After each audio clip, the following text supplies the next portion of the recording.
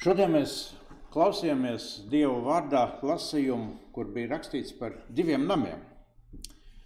Viens no tiem celts uz klints pamata, uz cieta, stipra pamata, kas nesabrūk, un otrs nams uz smiltīm, uz irstošu pamata. Citreiz arī smiltis var būt cietas, mēs zinām, kādreiz ir sagulušas. Bet šeit ir domāts tieši tas, ka pamats ir irdens, kas nevar noturēt to, kas uz viņu uzbūvēts. Dieva vārds vienmēr ir nemainīgs. Tas ir vienīgais stingrais un drošais pamats, kas nekad neizmainās. Pie tā, kad mēs nākam, mēs varam nostāties uz šī pamata. Tomēr nereti nākas dzirdēt, tad, kad runājam ar cilvēkiem, tad saka, Bībelē ir tik daudz, kas ir rakstīts, kā lai saprotu, kas tieši manām vajadzībām, kas šim brīdim ir vajadzīgs. Kā lai to saprot? Kā lai no visa tā apjoma, no tās informācijas daudzuma var atrast tieši to vajadzīgo? Tad reizēm gribās sacīt, jā, mēs nezinām, jo nelasām.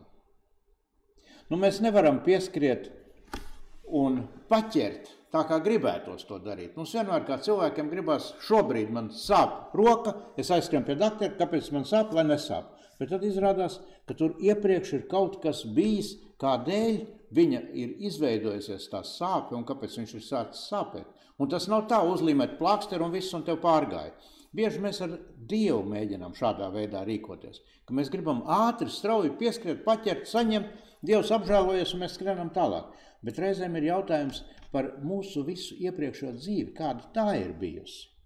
Vai mēs esam cēluši savus dzīves ēku, savus dzīves namu uz šī pamata, kas ir Dieva vārds, ja mūsu pamats ir jebkas cits bijis.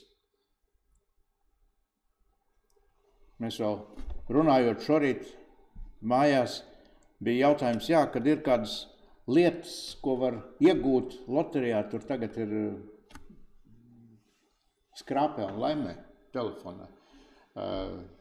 Ja nemaldos, kā cirkli tas degvielas uzpildes tanks dod tiem, kam ir šī karta. Un tad bija jautājums, vai tas ir vērtīgs? Jā, tas ir vērtīgs, ko var iegūt. Un tad šķiet, bet tā ir vērtība, kuru tu iegūsti, un pusstundu pēc tās iegūšanas tev viņas vairs nav. Kas tā ir par vērtību? Tādēļ, ka tur ir kaut kāds dzēriens vai kaut kāds ēdiens, kaut kas tāds, ko tu vairs pēc pusstundas vairs tev nav šīs vērtības. Vai tas ir tas vērtīgais? Kas ir tas pamats, uz ko mēs ejam? Vai tas ir tas, kas ir šim brīdim, patiešām ir labs, un pēc tam nav vairāk? Dieva vārds ir šis stingrais un drošais pamats. Bet Dieva vārds saka, un mēs šodien arī to atgādinājām, kur Jēzus saka, ne katrs, kas uz mani saka, kungs, kungs, jo daudz ir, kas saka, kungs, kungs, Dievs. Ne katrs, kas uz mani saka, kungs, kungs. Jo viņš saka, daudz nāks, daudz sacīs, vai mēs tavā vārdā neesam nākošas lietas sludinājuši, vēlnus izdzinuši. Liekas tādas lietas, kas ir brīnumi kādi darīt. Un tad Jēzus saka, bet tad es viņiem apliecināšu, es jūs nekad neesmu pazinis. Arī toreiz, kad tos vēlnus izdzina, arī toreiz, kad likās, gan ir Dieva spēkā kaut kas tiek darīts. Un šodien es kopā ar jums vēlos domāt par to, kas ir Bībelē rakstīts par Izraēla tautas pirmo ķēniņu Saulu. Zinām mēs šo vārdu, zinām droši vien, kas esam lasījuši šo notikumu, bet ir labi atgādināt un atcerēties. Un es gribu domāt par Saulu un par kādām 2 viņa rakstura īpašībām. Kādēļ viņš pazaudēja to, ko viņš būtu varējis paturēt, jo viņš jau bija ieguvis, bet nepaturēja. Par 2 rakstura īpašībām, caur kurām Sātans spēja viņu vedināt uz nepaklausību Dievam. Un tās 2 īpašības, ja tā varētu nosaukt, ir augstprātība un nepacietība. Un nepacietība. Un tad liekas, vai nav tā, ka reizēm viena no otras viņas ir izrietošas šīs īpašības? Ka no augstprātības veidojās nepacietība, jeb neiecietība, jeb otrādāk no neiecietības vai nepacietības reizēm arī izaug augstprātība.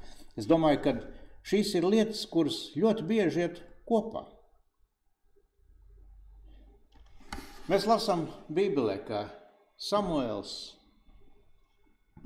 priesteris svaida Saulu, kurš ir vienkārši puisis no vienkāršas ģimenes, no tālu no galvaspilsētas, no laukiem varētu teikt, un viņš viņu izaicina un svaida par ķēniņu. Un tad, kad viņš viņu ieceļ ķēniņu kārtā, viņš saka, tu būsi ķēniņš. Un tas Sauls saka, kas es tāds esmu, man šis gods nepienākās.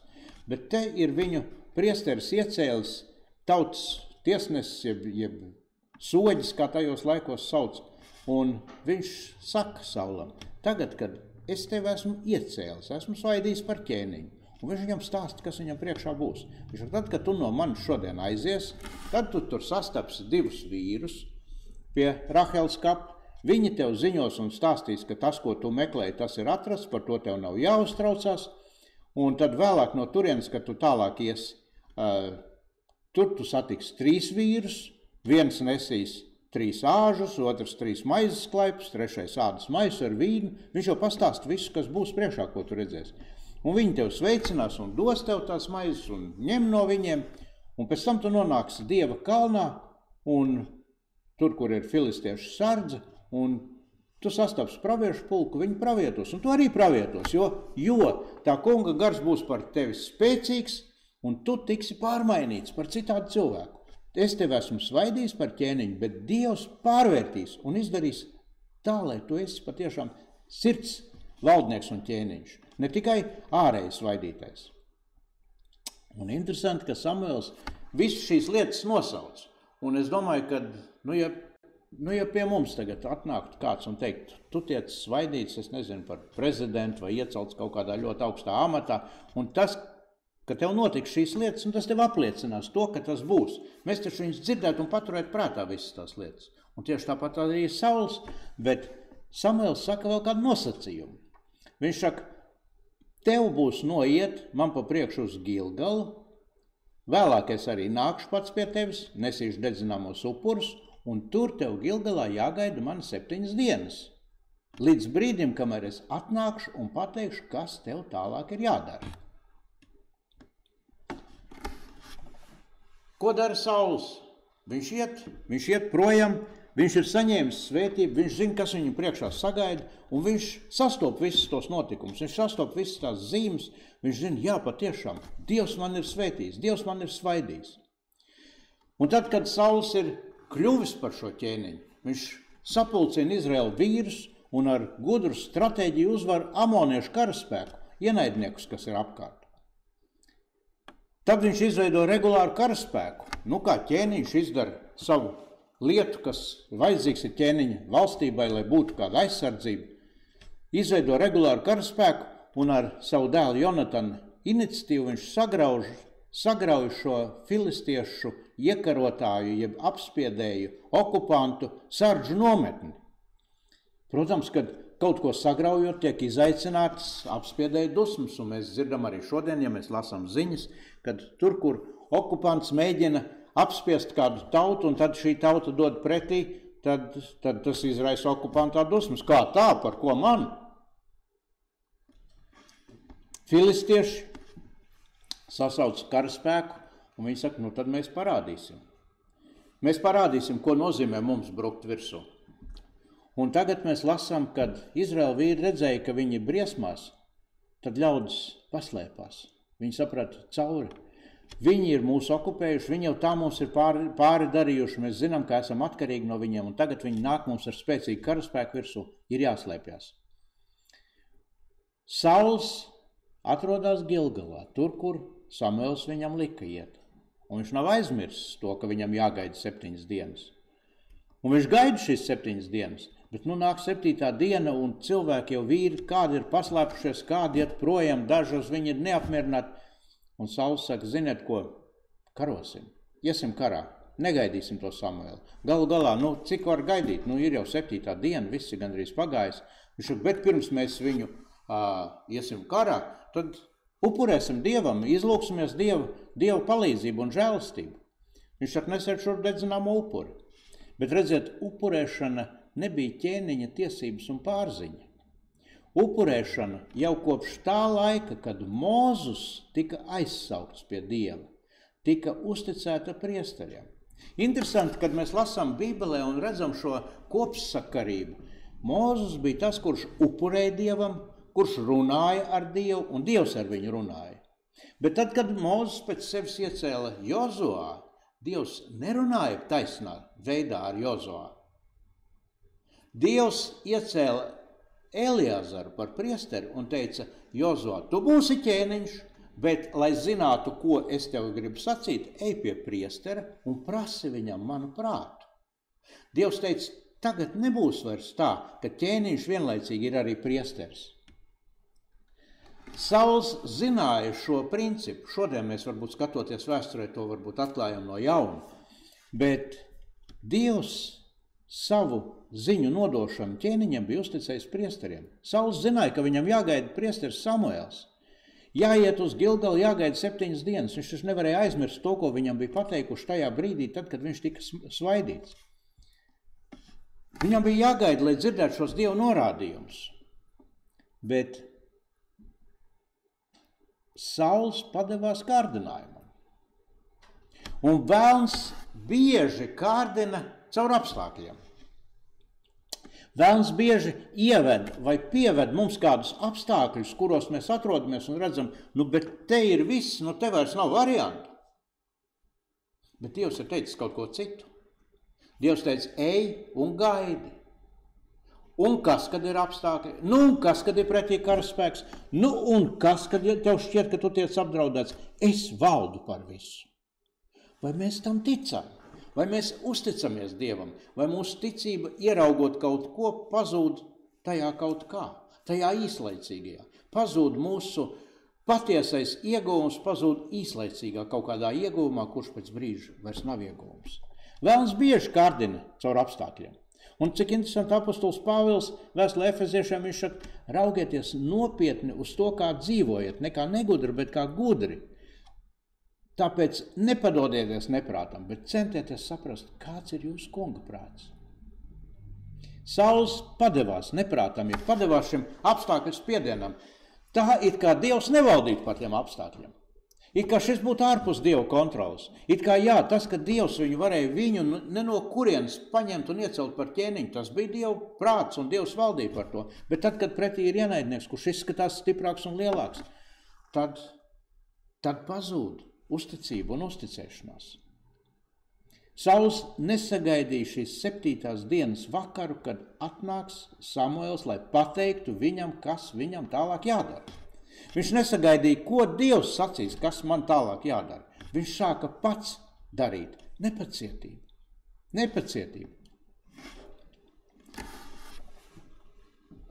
Mēs lasām, tad, kad Samuēls atnāca, tad viņa pirmais vārds bija, viņš saka, ko tu esi darījis?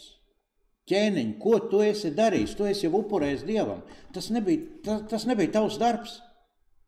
Tu biji nobijies. Ko tu esi darījis?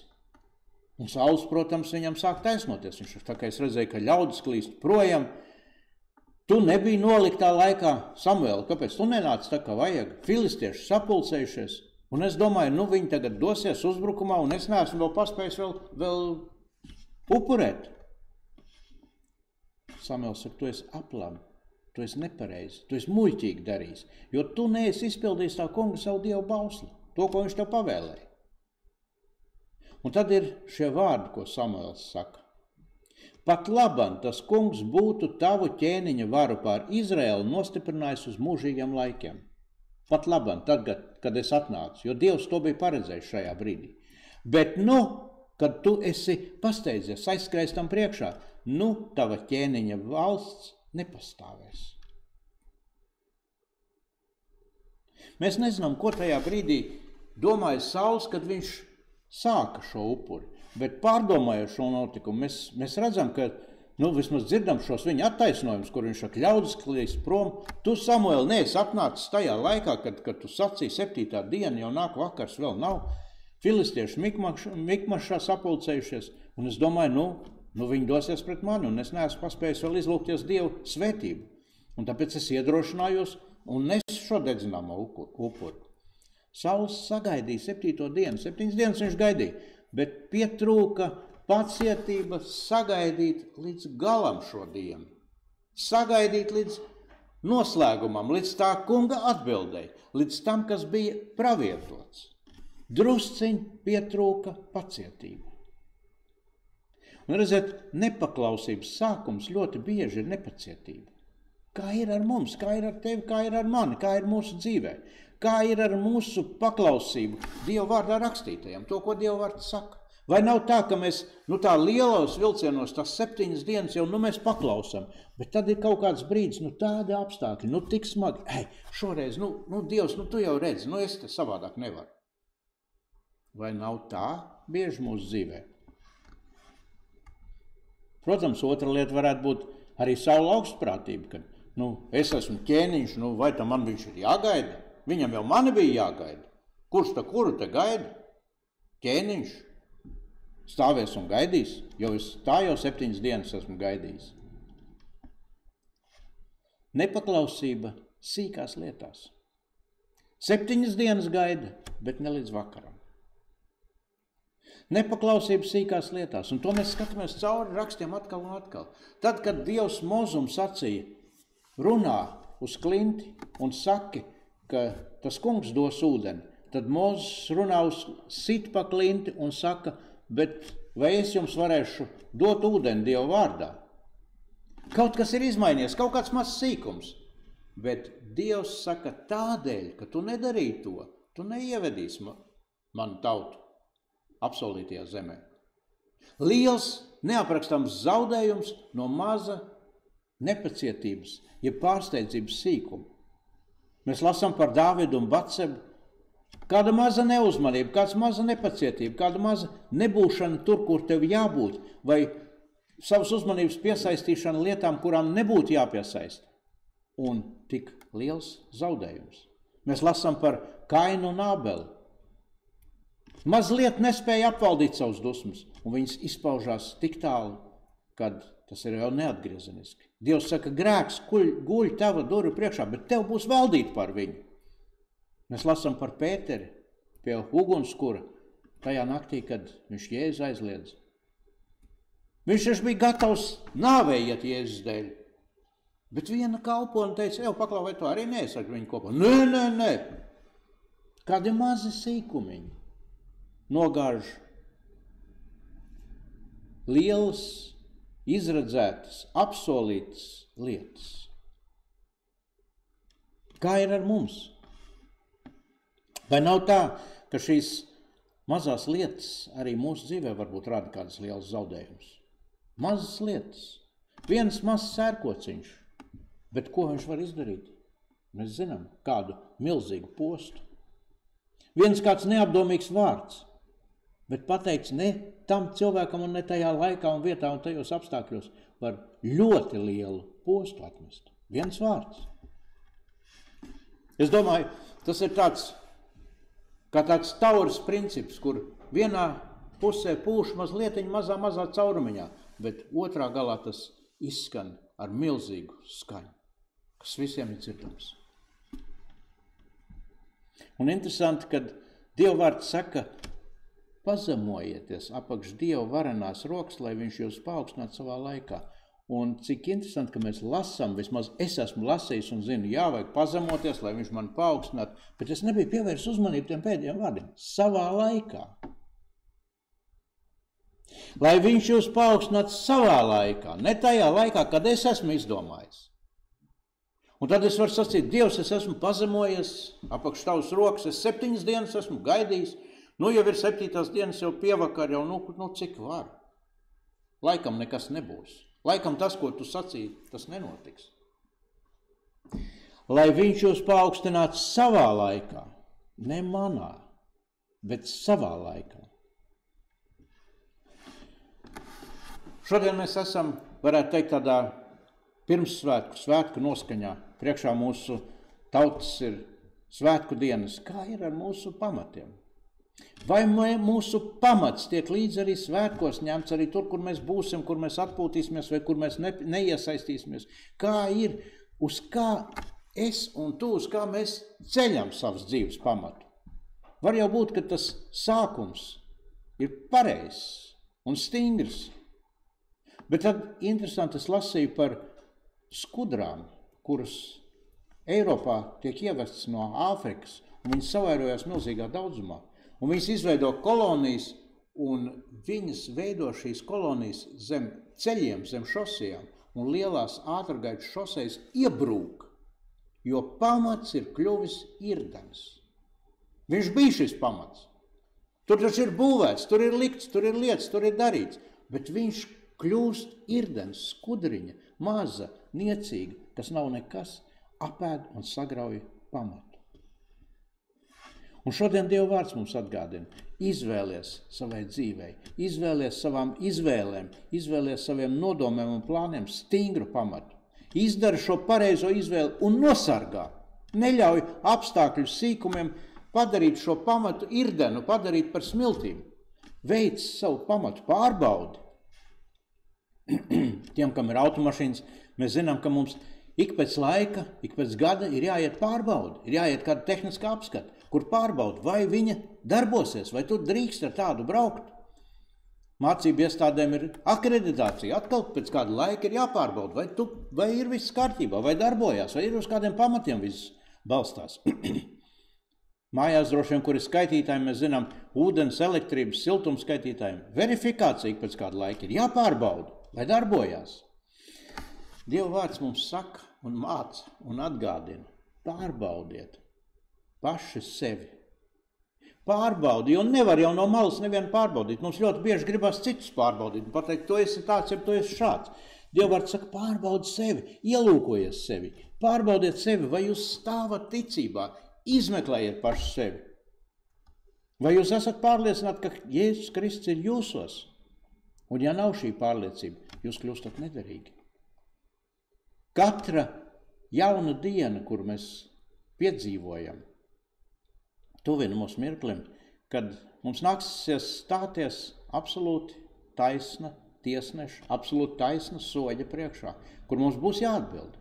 Kur mums būs jāatbild par to, kā esam dzīvojuši, kādas izvēles izdarījuši, ko mēs esam darījuši, sasnieguši, kādas ir bijušas mūsu motivācijas. Dieva vārds saka, tad, ja mēs paši sevi pārbaudītu, tad netiktu sodīti. Protams, ka katram jau mums ir savi attaisnojoši iemesli, tāpat kā Saulam. Bija attaisnojoši iemesli, bet Dieva vārds ir nemainīgs. Un tas ir vienīgais pamats, ja vienīgā mēraukla. Sātana ieroči, ja viņa karaspēks, vienmēr būs citu cilvēku viedokļi, ko viņi teiks, ko domās, kā spriedīs. Citu cilvēku viedokļi, tie, kas nesaskan ar Dievu vārdu.